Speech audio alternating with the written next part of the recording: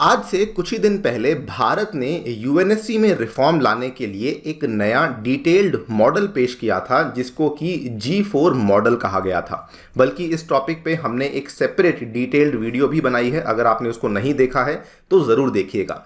जैसे ही इंडिया के द्वारा ये वाला G4 मॉडल पेश किया गया, वैसे ही कई सारी कंट्रीज़ जो कि यूएन में ऐसी कंट्रीज़ हैं जो कि भारत के विरोध में रहती हैं, उन कंट्रीज़ के द्वारा दोस्तों यहाँ पे एक नया मॉडल पेश किया गया यूएनएससी रिफॉर्म का, जिसको कि कहा गया यूएफसी मॉडल। इस मॉडल की वैसे तो कई सारी यहाँ पे कैरेक्टरिस्टिक्स हैं, लेकिन प्राइमरीली इन्होंने कहा कि जो यूएनएससी का परमानेंट काउंसिल है, पहली बात तो उसके अंदर किसी प्रकार की एक्सपेंशन देने की आवश्यकता नहीं है।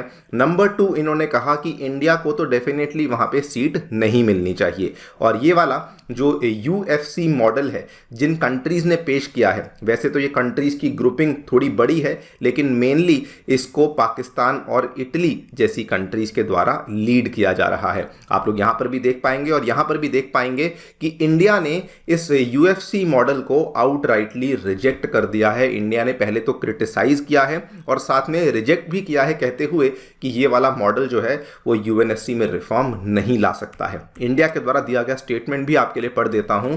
इन्होंने कहा है दैट ये जो मॉडल पेश किया गया है, ये मॉडल यूएनएससी में जो एक्चुअल में सुधार होने चाहिए उसको लेकर अच्छे से रिप्रेजेंटेशन नहीं देता है। एंड हम लोग मांग करते हैं कि यूएनएससी का जो परमानेंट और जो नॉन परमानेंट सीट्स हैं, इन दोनों में ही एक्सपेंशन लानी ज़रूरी है। और हम लोग इस चीज़ की भी मांग करते हैं कि यूएन 2.0 बनाया जाए, जो कि 21st सेंचुरी की एक बहुत इंपॉर्टेंट आवश्यकता है।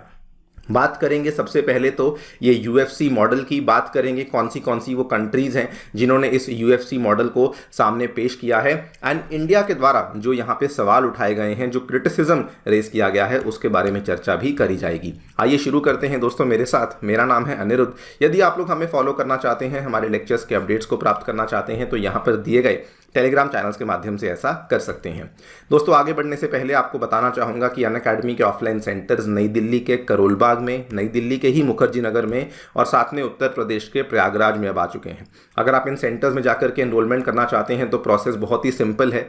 आपको डायरेक्टली सेंटर में जाना है, वहाँ पर जाकर के मेरा नाम आपको लेना है। वहाँ पर आपको एक डेडिकेटेड काउंसलर अवेलेबल करवाया जाएगा, जो कि आपको डिस्काउंट्स भी अवेलेबल करवाएगा और जो भी आपके मन में डाउट्स हैं उनको भी सॉल्व करवाया जाएगा। अगर आप सेंटर नहीं विजिट कर सकते हैं तो प्रोसेस काफ़ी सिंपल है। नीचे डिस्क्रिप्शन में आपको बिटली लिंक दिया हुआ है, उस पर जाकर के क्लिक कीजिए दोस्तों।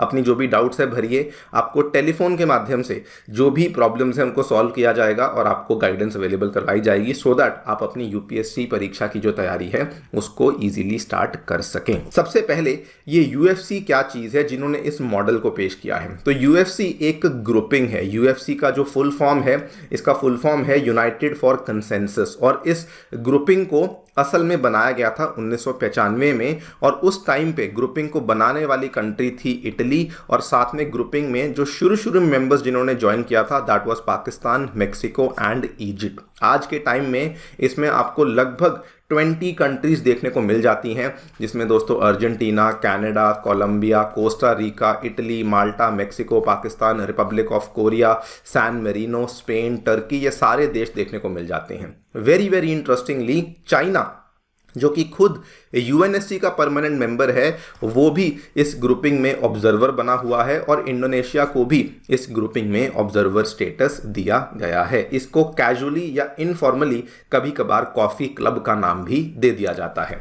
ना इन्होंने जो यूएफसी वाली कंट्रीज़ ने यूएफसी मॉडल पेश किया है, इन्होंने क्या पेश किया है कि सबसे पहले तो सिक्योरिटी काउंसिल में नए परमानेंट मेंबर्स नहीं आने चाहिए। They are directly opposed to the entry of new permanent members in the United Nations Security council.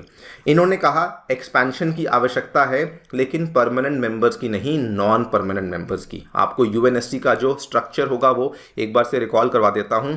इसमें हमें 5 देखने को मिलते हैं परमानेंट मेंबर्स, जिसमें कि चाइना, यूएसए, यूके, उसके बाद फ्रांस और साथ में रशिया देखने को मिलते हैं।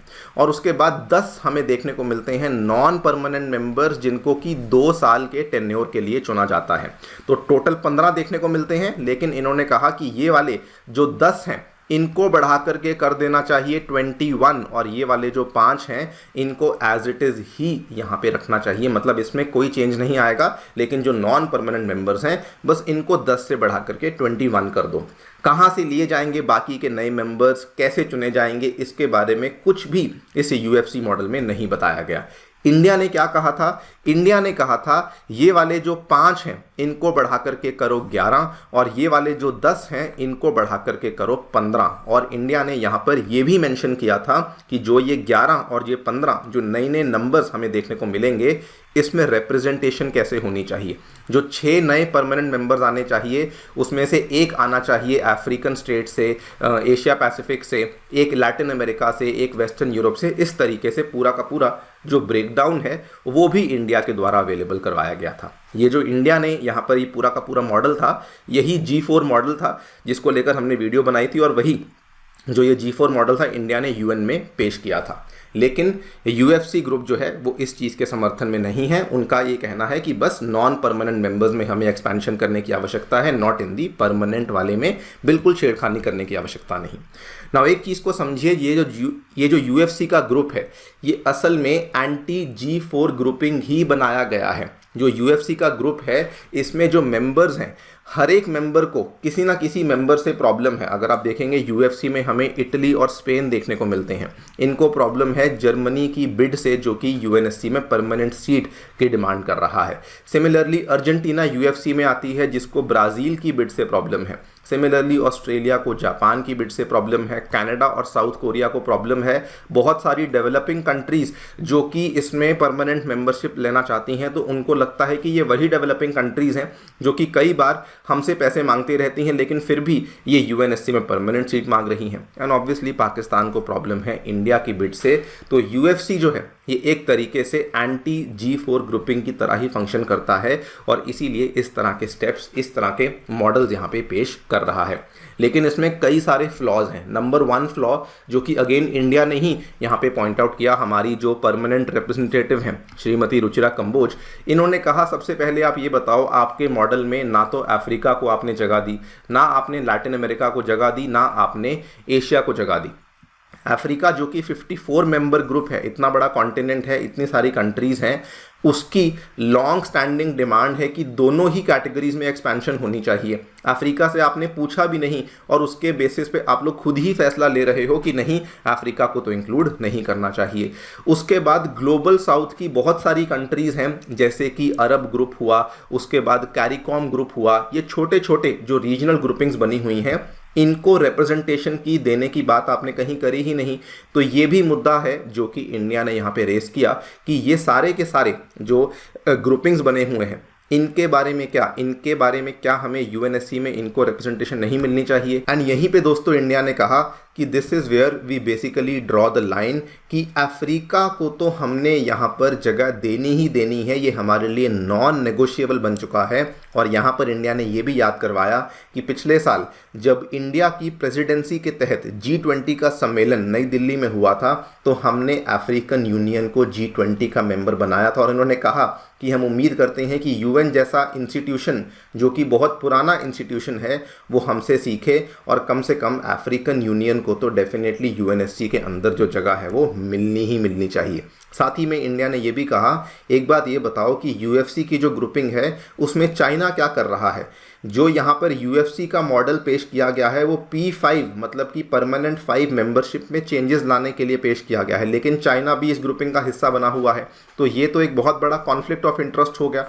ये भी एक बहुत जेन्युइन क्वेश्चन है जो कि इंडिया के द्वारा यहाँ पे रेज किया गया है। ओवरऑल और भी बहुत सारी बातें इंडिया के द्वारा कही गई कि यूएफसी ने जो मॉडल पेश किया है उसका कोई टाइम फ्रेम इन्होंने पेश नहीं किया। जैसे पहले भी इन्होंने बस बोल दिया कि जो 10 मेंबर्स हैं उनको बढ़ा करके आप सीधा 21 कर दो और बस, और कुछ नहीं कि कहाँ से आएंगे, कैसे चुने जाएंगे, ये सब बातें नहीं कही। उसके बाद जो परमानेंट 5 मेंबर्स के द्वारा वीटो पावर का एब्यूज़ किया जाता है उसको लेकर भी यूएफसी मॉडल किसी प्रकार के चेक्स या बैलेंसेस की बात नहीं करता जो कि हमें करंटली यूएन के स्ट्रक्चर में देखने को मिलते हैं। So there are many issues जो कि इंडिया ने यहाँ पे रेस किया है क्रिटिसाइज तो किया ही किया है, लेकिन साथ में इसको रिजेक्ट भी कर दिया है कि कम से कम ग्लोबल साउथ और अफ्रीका को तो परमानेंट कैटेगरी में रिप्रेजेंटेशन मिलनी ही मिलनी चाहिए। I think this is a very very good step जो कि इंडिया के द्वारा यहाँ पे लिया गया है, specially for the global south countries, so that UNSC में जो लॉन्ग स्टैंडिंग रिफॉर्म्स हैं वो कम से कम हमें देखने को मिले। बिकॉज इंडिया ने यहाँ पे टाइमलाइन भी मेंशन किया था। इंडिया ने कहा था कि या तो इस साल सितंबर 2024 में होने वाला सम्मेलन उसके पहले कुछ कर लो, या फिर अगले साल से पहले पहले कुछ कर लो, बिकॉज तब यूएनएससी तब यूएन की जो एक इम्पॉर्टेंट माइलस्टोन है वो आने वाला है। लेकिन अगर आपने इससे ज़्यादा डिले किया तो फिर हमें यूएन का कुछ ना कुछ और ऑल्टरनेटिव डेफिनेटली ढूंढना पड़ेगा ही पड़ेगा। लेकिन यूएफसी मॉडल ने यहाँ पे कोई भी टाइम फ्रेम को मेंशन